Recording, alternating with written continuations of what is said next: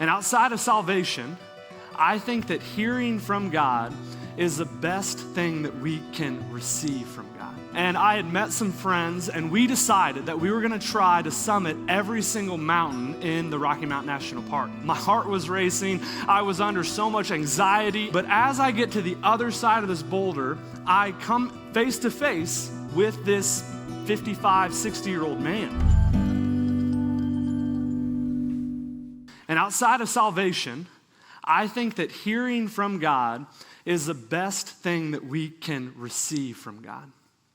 And that's why we've been going through this sermon series, A Hearing Heart. We've been following the life of Solomon, who more than anyone else was able to hear and discern the voice of God. And what would change about your life, what would change about your situations and your relationships and your everything around you if you began to zero in and hear the voice of God. A few years ago, when I was first in ministry, I had the opportunity to go out and lead a group of college students out in Estes Park, Colorado, in the heart of the Rocky Mountain National Park. And every single morning, you would wake up in this beautiful, I don't mean to be disrespectful to Muncie, but it was the most beautiful place that I had ever been. There were mountains everywhere, and I had met some friends, and we decided that we were gonna try to summit every single mountain in the Rocky Mountain National Park. And the big one that you could only hike up to after July because it was too treacherous in the winter months and when there was snow still on the mountainside. So we were trying to work up to Long's Peak, the only 14er, the only mountain 14,000 feet above sea level in the park. And so we would go every day that we had an opportunity, every day that we were off, we would go and summit a mountain. And it just became really fun. There were a lot of cool adventures, a lot of great conversations, and we continued to work up toward Long's Peak. The day before we were about to summit Long's Peak, we ran into a park ranger. And we began to share with him about the mountains that we had conquered and the things that we had done. And he said, "So what's your next hike?" And we told him emphatically it was Long's Peak. And he said, "Did you just hear what happened last night?" And we're locked in, like, what? What happened? And he was like, "Somebody fell off the side of the mountain and died." And I looked at my buddies and I was like, "Hey, listen, this hike ain't worth it."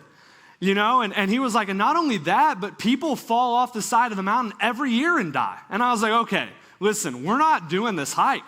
And my buddies, they're maybe dumb or maybe more brave than I am. I don't know which one it is, but they're like peer pressuring me. And as a 20-something-year-old, I will say I was a little impressionable. And so they're like, "Dude, you're a coward. You're not manly enough to do this." And I finally caved in and I was like, "Okay, we're doing it." So the next morning at 2 a.m., we wake up and we drive to the trailhead and we begin to hike up Long's Peak. And the whole time that I was hiking up this mountain, my heart was racing. I was under so much anxiety and stress because the whole time I thought I was gonna die.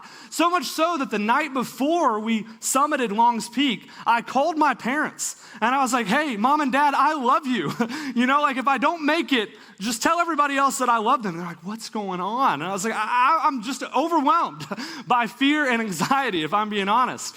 And so there were so many things going into this hike.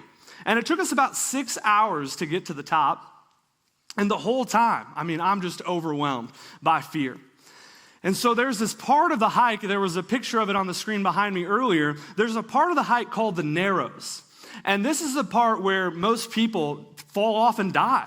This is like the part where the rubber met the road for me with my anxiety. And there's probably a 2 to 3 foot ledge that you have to walk along. And on the right-hand side, on the left-hand side, there's Long's Peak. On the right-hand side, there's a 200 foot at least drop off.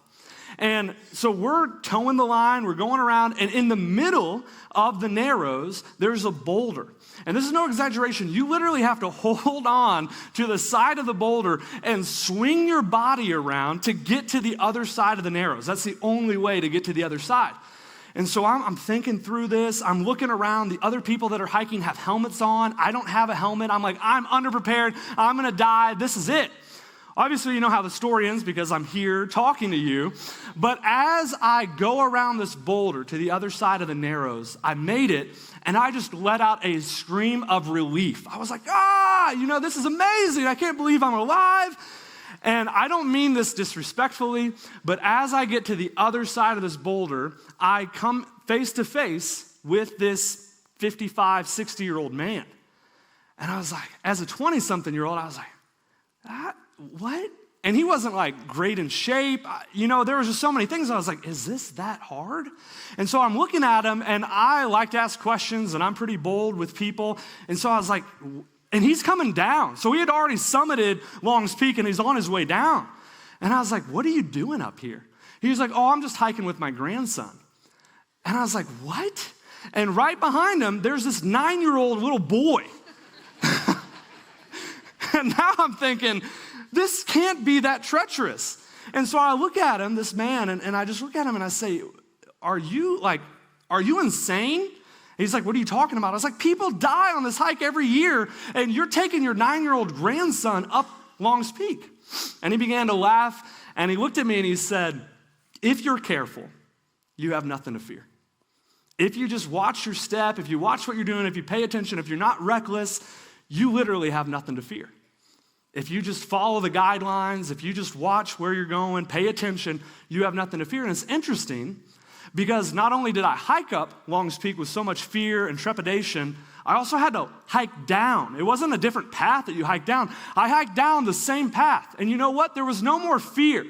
There was no more anxiety because I just thought, if I pay attention, if I just do the right things, I have nothing to fear. And the same application is true in our life today. In 2025, in Muncie, Indiana, if you understand this clearly, you have so many voices that you can listen to. There's so many voices in our culture, on the news, in social media, wherever it is, your friends, your family. There is so much noise. There are so many voices that are just vying for your attention. But there's also the voice of God. And if we can tune in to hear his voice, there's something that happens in our life. More peace will come. More freedom will come. More power will come to us because now we begin to operate under the power of the kingdom of God.